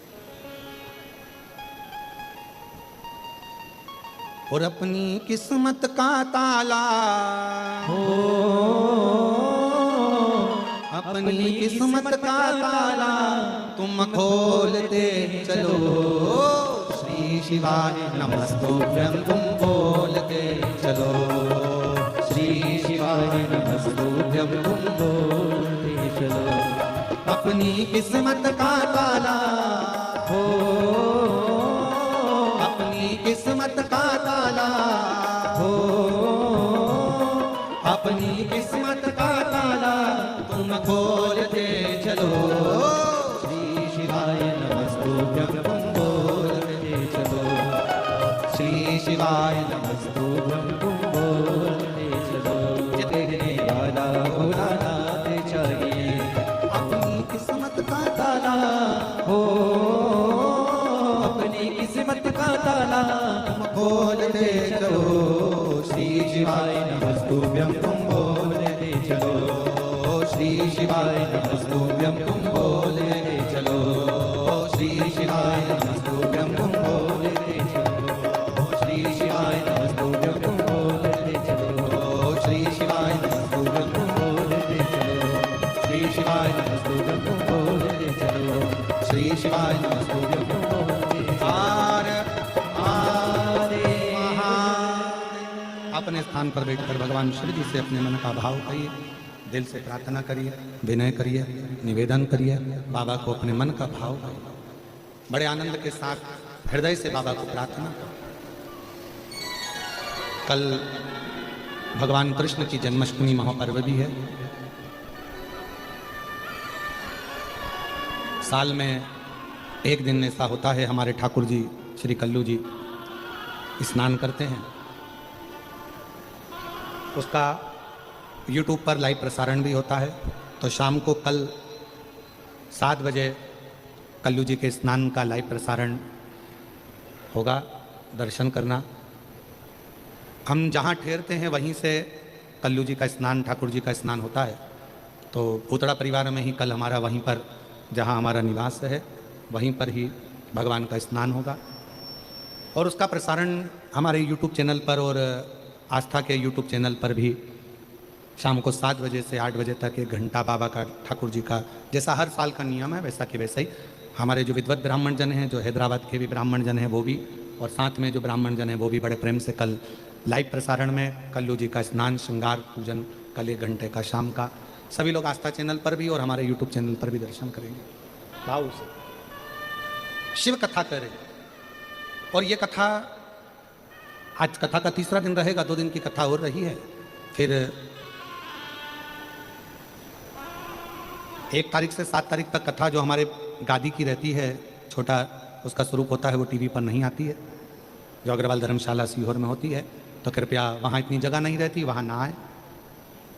9 तारीख से 9 सितंबर से 15 सितंबर तक भीलवाड़ा राजस्थान में शिव महापुराण की कथा रहेगी। वो कथा का लाभ आप और हम सब भीलवाड़ा की पवित्र भूमि पर, राजस्थान की भूमि पर बैठकर उस कथा का लाभ लेंगे और आस्था चैनल पर भी उसका प्रसारण आनंद से हो। तो भीलवाड़ा वालों को बहुत बहुत बधाइयाँ, जिनके इस पवित्र क्षेत्र में श्राद्ध पक्ष की पहली कथा भीलवाड़ा के अंतर्गत श्रवण करने का सौभाग्य मिलेगा, शिव तत्व को जानने का, प्राप्त करने का सौभाग्य मिलेगा। शिव कथा कर रही है, भाव से आनंद से सभी लोग शिव जी से अपने मन का भाव कहेंगे, प्रार्थना करेंगे।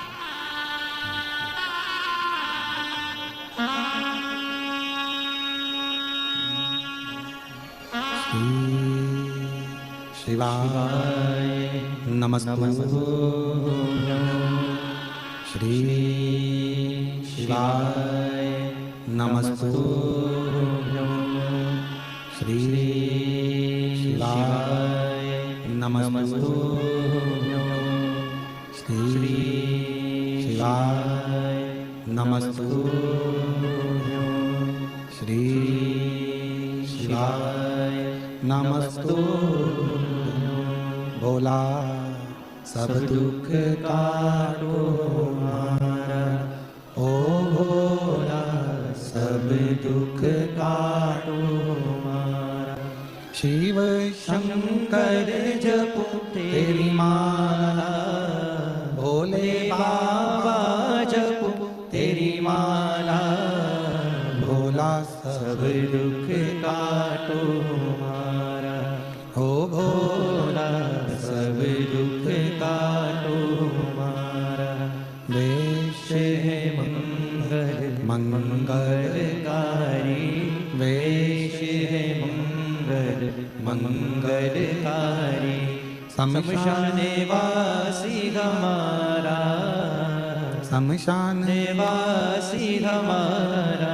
ओ भोला सब दुख काटो हमारा, ओ भोला सब दुख काटो हमारा।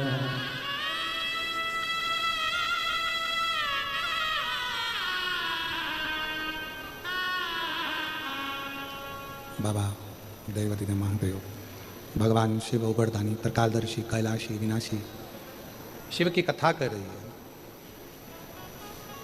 भगवान शंकर जी का संवाद कर रहा है। माँ सती अपने पिता के घर का एक अंजलि जल भी ग्रहण नहीं कर रही, और जहां शिव का नाम नहीं है, जहां भगवान शंकर का अनुमोदन नहीं है, जहां भगवान शिव का स्मरण नहीं है, जहां शंकर भगवान का कोई शिवलिंग नहीं है, वहां का जल पीना भी श्रेष्ठ नहीं। ये शिव महापुराण की कथा कर, बोल बम का नारा है, शिव तत्व जहां पर है वहां का आनंद पाइए। शिव कथा कहती है, भगवान शंकर का चरित्र कथा है, शिव महापुराण की कथा कहती है। वही सती माता अपने पिता के घर में दक्ष प्रजापति के यहाँ जब उन्हें देखा कोई स्थान नहीं, और मां सती ने अपने प्राणों को अपने पिता के घर के यज्ञ के कुंड में ही छोड़ दिया। एक गलती माता सती से हुई, और हमारा निवेदन है वो गलती कभी जिंदगी में आपके साथ ना हो जो माता सती से हुई है। माता सती से जो गलती हुई है वो सती माता की गलती क्या थी? जो यज्ञ हो रहा था, अनुष्ठान हो रहा था, यज्ञ चल रहा था, अनुष्ठान चल रहा था, यदि सती माता को क्रोध की अग्नि में जलना ही था, यदि सती माता को अपने प्राण त्यागना ही थे, तो शिव महापुराण की कथा कहती है कि यज्ञ की अग्नि में नहीं त्यागना, यज्ञ कुंड के नजदीक में नहीं त्यागना था, उस यज्ञ की अग्नि से दूर अपने प्राणों को त्यागना। जब हमारे यहाँ कोई सत्यनारायण जी की कथा हो रही हो, पूजन हो रही हो, अर्चना हो रही हो, ब्राह्मण देवता हमारे घर में विराजमान है, यज्ञ करा रहे हैं, अनुष्ठान करा रहे हैं, पूजन करा रहे हैं, अर्चना करा रहे हैं, शिव महापुराण की कथा कहती है अगर आपको क्लेश करना है, आपको झगड़ा करना है, आपको विवाद करना है, तो जब पूजन हो रही है उसको छोड़ो, उसके बाद में कर लेना। पर कई लोगों की आदत रहती है, कई लोगों की आदत रहती है, वो जब जब अनुष्ठान चलता है, पूजन चलती है, हमने देखा है, हैदराबाद के श्रोताओं को मैं धन्यवाद देता हूं, आप सभी को, भाग्यनगर वासियों को, कि बड़ी सावधानी से, बड़ी शांति से आप लोग शिव महापुराण की कथा को श्रवण कर रहे हैं। नहीं तो कई जगह तो अगर जरा सी भी जगह बैठने की नहीं मिले तो लोग चिल्ला चोट करने लगते हैं, आवाज चिल्लाने लगते हैं, हमें यहाँ जगह चाहिए, हमें वहाँ बैठना है, हमें ऐसा करना है, हमें वैसा करना है। पर धन्य हैदराबाद की मेरी जीजियां और मेरे जीजा, आपको प्रणाम करता हूँ। बड़ी सावधानी से आप लोग कथा श्रवण कर रहे हैं और बड़े भावों से सुन रहे हैं। और मेरे बाबा से यही प्रार्थना है, बाबा जिस भाव से ये लोग कथा सुनने के लिए आए हैं, पंडालों में बैठे हुए हैं, और कितने पंडाल लगाए, 1 2 3 4 5 और छोटे छोटे और ना जाने कितने पंडाल। मैं श्री ब्रज गोपाल जी भूतड़ा जी को धन्यवाद दूंगा कि आप बहुत व्यवस्थाओं के साथ इस शिव महापुराण की कथा को करवा रहे हैं, बहुत व्यवस्था।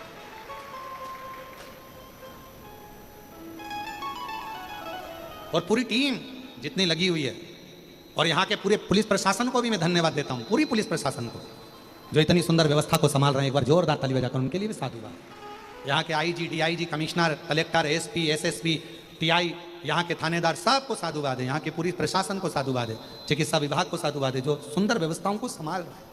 बहुत बहुत।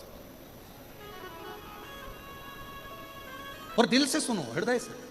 जब हम दिल से कुछ बोलेंगे ना बाबा को, ये जो नेत्र बंद कर कर श्री शिवाय नमस्तुभ्यम आप और हम जो 5 बार बोलते हैं, और उसके बाद कहते हैं बाबा सब दुख काटो, उसके बाद 2 क्षण का जो मौन होता है, उस मौन में आप शिव जी आपके दिल की बात बाबा सुनता है, और बाबा की बात आप सुनते हो। आप जो कहते हो शिव उसको स्वीकार करता है, शिव स्वीकार करता है। और उसका प्रमाण एक पत्र है, देखिए कितना सुंदर पत्र आया।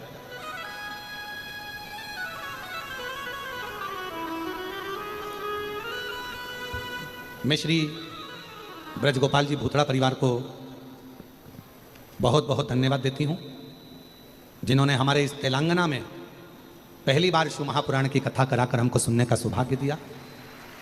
गुरुजी वर्षा स्वामी जंगम परिवार से हूँ, कहीं बैठी हो वर्षा स्वामी, अगर कहीं बैठी हो तो एक बेलपत्र लेने के लिए आ सकती हैं। वर्षा स्वामी जंगम परिवार से हूँ, तालुका मुखेड़, जिला नांदेड़, गांव नंदगांव, महाराष्ट्र की रहने वाली हूँ। मेरी बेटी का नाम दिव्या स्वामी और बेटे का नाम आर्निया स्वामी है।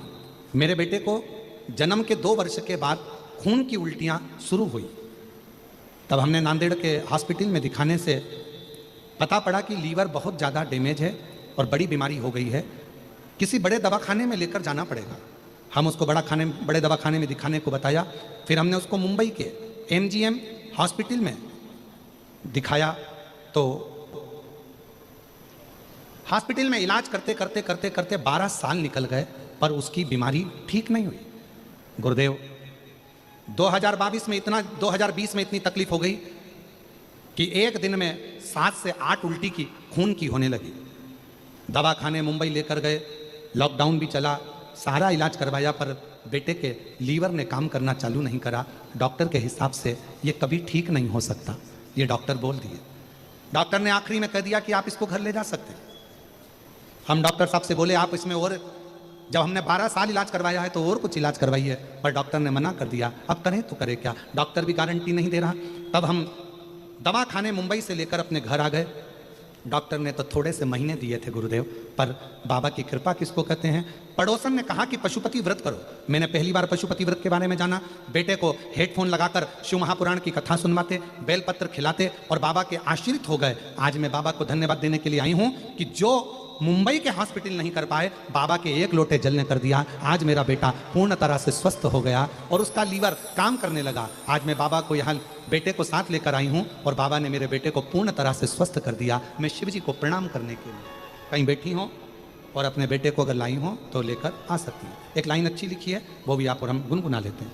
सुनकर भक्तों की हो के नंदी से काशी नगरी से आए मेरे भोलेनाथ, सुन के भक्तों की पुकार हो के नंदी पे सवार, काशी नगरी से आए मेरे भोलेनाथ। दिल से प्रार्थना करें, हृदय से जो हम भगवान को कहेंगे, दिल से प्रार्थना करेंगे, दिल से विनय करेंगे, निवेदन करेंगे, बाबा को अपने मन का भाव कहेंगे तो बाबा सुनता है, सुनता है। सती मैया ने एक गलती कर दी, माता सती ने, कि सती माता ने अपने प्राणों को, माता सती ने अपने प्राणों को यज्ञ की शाला में, यज्ञ कुंड के पास में, यज्ञ वेदी के पास में अपने प्राणों को त्याग दिया। जब कोई अनुष्ठान चल रहा हो, कोई पूजन चल रही हो, कोई आराधना चल रही हो, कोई अर्चना चल रही हो, कोई प्रार्थना चल रही हो, याद रखो कभी भी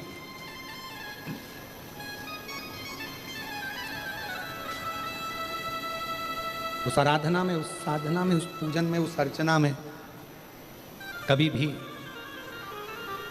कोई अड़ंगा उत्पन्न मत करो। अच्छा काम हो रहा हो, रिटर्न बड़ा रिटर्न। अच्छा काम हो रहा हो और तुम्हारा कोई परिचित यदि अच्छा काम कर रहा है, यज्ञ करा रहा है, अनुष्ठान करा रहा है, कथा करा रहा है, अच्छा काम हो रहा हो, तो प्रयास करो कि अपने दोनों हाथ से थोड़ा थोड़ा सहयोग कर दो। सहयोग धन से नहीं, मन का, व्यवस्था का, थोड़ा अच्छी तरह से, अरे साहब बैठो साहब बहुत अच्छा है, ले साहब पानी पियो, ले साहब, बन सके जितना अच्छा कर सकते हो करो। पर दुनिया की जरा उल्टी ही रीत है, सहयोग कम करते हैं, पांव ज्यादा अड़ाते हैं। थोड़ा भी अच्छा काम हो रहा है, इतना अच्छा कैसे हो रहा है, इतनी पब्लिक, इतनी भीड़, इतनी व्यवस्था, सहन नहीं होता लोगों से।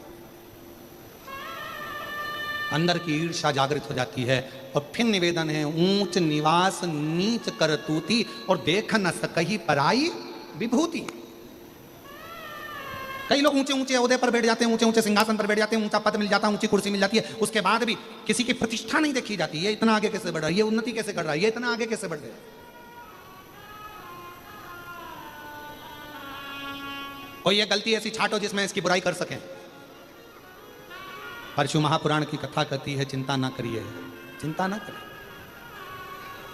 आप जितना बन सके अच्छा कर्म करिए, कीमत बुरे कर्म कर बंदे वरना पछताएगा, भगवान की आंखों से तू बच नहीं पाएगा, तू बच नहीं पाएगा। अच्छा कर्म करो। हमारा सनातन धर्म मिला है, सनातन धर्म की रक्षा का कार्य करिए। भारत की भूमि मिली है, जिस भारत की भूमि पर एक साधारण से साधारण व्यक्ति भी, पाप करने वाला व्यक्ति भी अगर इस भारत की भूमि पर प्राणों को त्याग देता है, तो भारत माता की भूमि पर मरने वाला कभी भी एक्सपायर नहीं कहलाता, कभी डेथ नहीं कहलाता। भारत की भूमि पर मरने वाला हमेशा स्वर्गवासी कहलाता है, क्योंकि भारत की भूमि पर प्राणों को त्यागा। ये भारत की भूमि है और चंदन है इस देश की माटी, तपोभूमि हर ग्राम है, हर बाला देवी की प्रतिमा बच्चा बच्चा राम है। जिसके सैनिक समर भूमि पर गाया करते गीता है, उसी माटी के हल्के नीचे खेली करती सीता है। ये वो भारत की भूमि।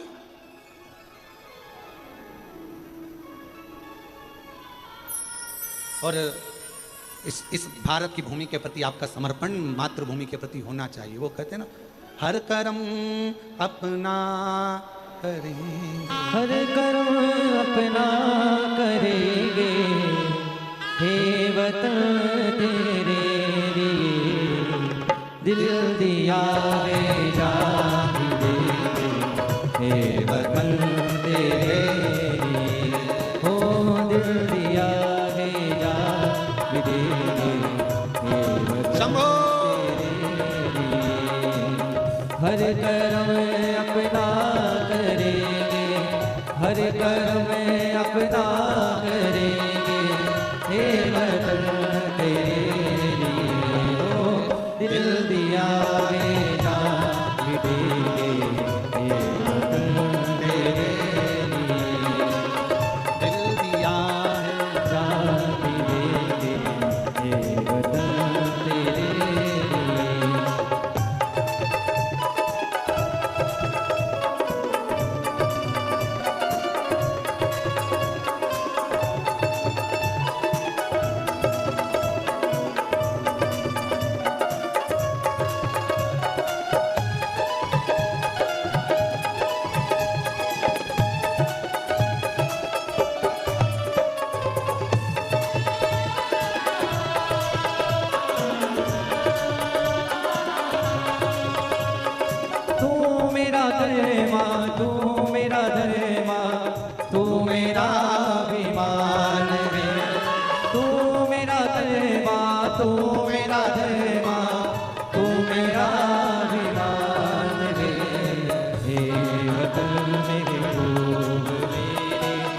तुझ पे कुर्बान है, हे वतन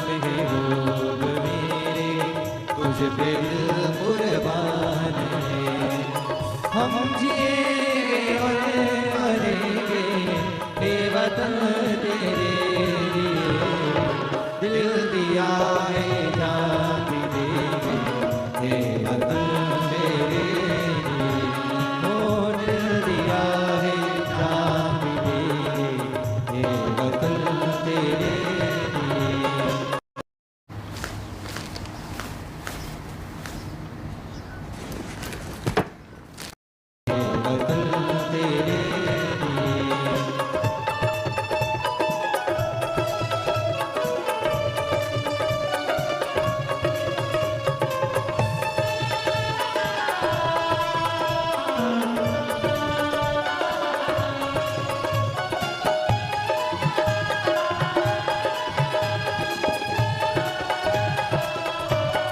शंभो।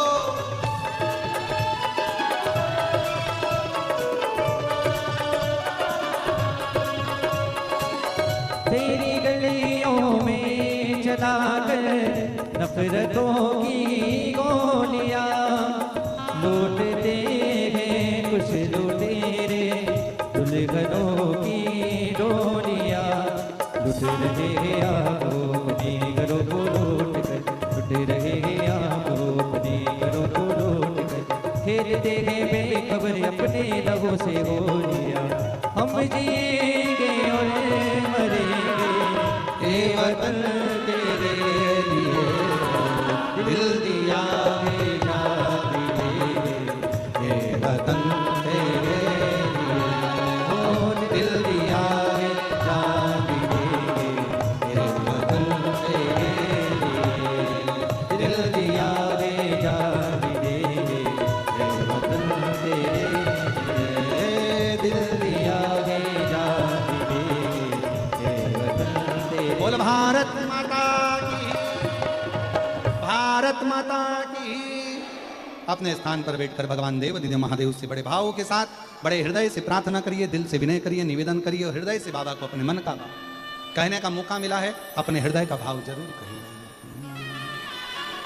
श्री शिवाय नमस्तु, श्री शिवाय नमस्तु, श्री शिवाय नमस्तु, श्री शिवाय नमस्तु, श्री शिवाय नमस्तु। भोला सब दुख काटो हमारा, ओ भोला सब दुख काटो हमारा, शिव शंकर जपो तेरी माला, भोले बाबा जपो तेरी माला, भोला सब दुख काटो हमारा, ओ भोला सब दुख काटो हमारा, देश है मंगल मंगलकारी, देश है मंगलकारी, शमशान वासी हमारा, शमशान वासी हमारा, भोला सब दुख काटो हमारा, ओ भोला सब दुख काटो हमारा।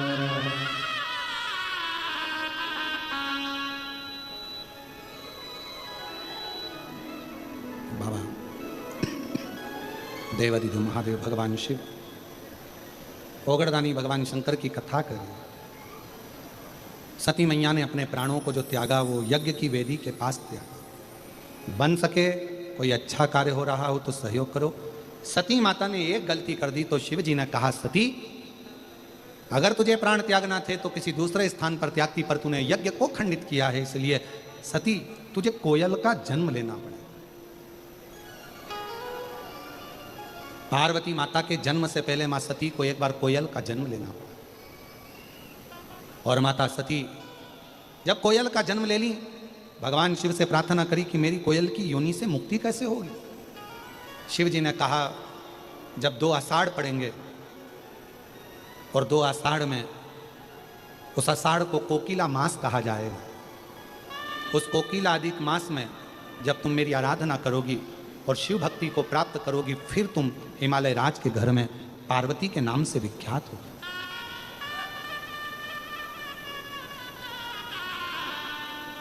शिव महापुराण की कथा कहती है,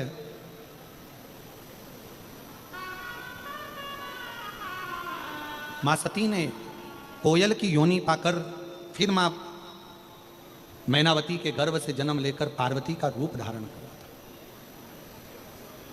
और वो पार्वती मां जो बाल्यावस्था से शिव जी की आराधना करती हैं, शंकर की स्तुति करती हैं। देवऋषि नारद ने उनका भाग्य देखा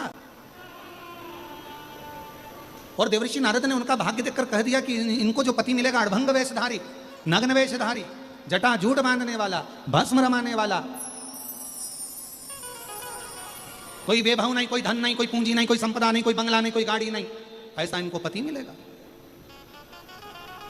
बड़ा आश्चर्य हुआ।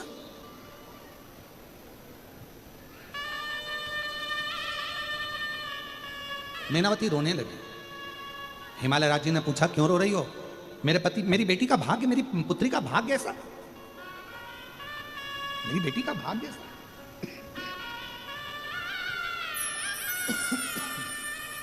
नहीं, नहीं,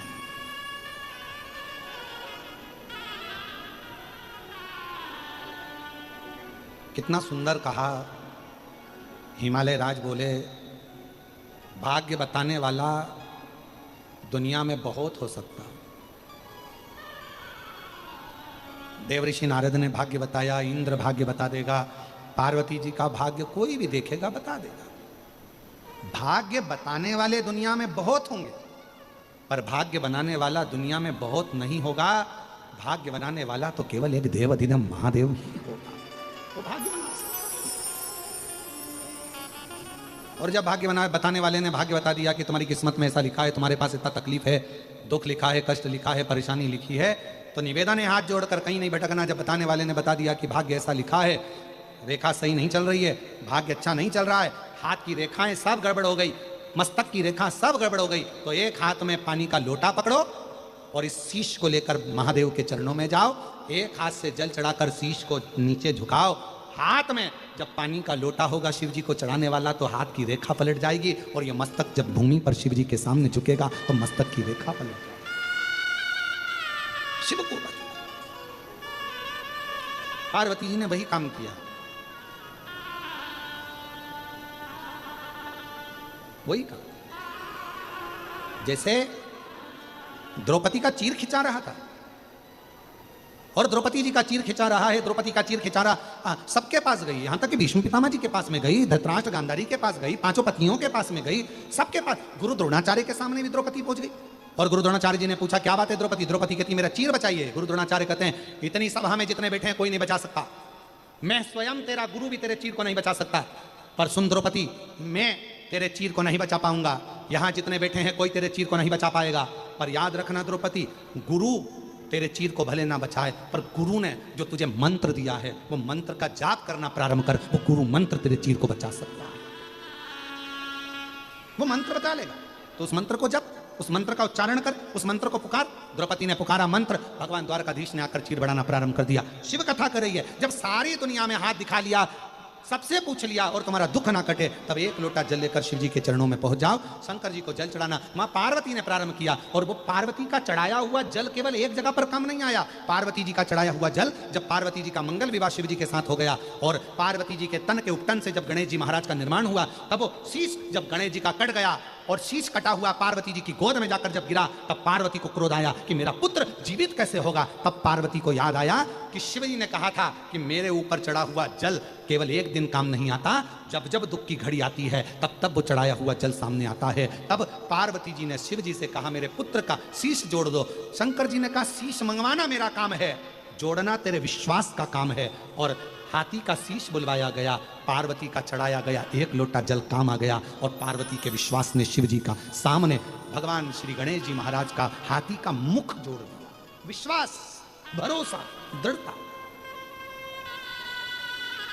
और वही श्री गणेश जी महाराज पधार रहे हैं। जोरदार ताली बजाकर श्री गणेश जी महाराज का स्वागत करिए।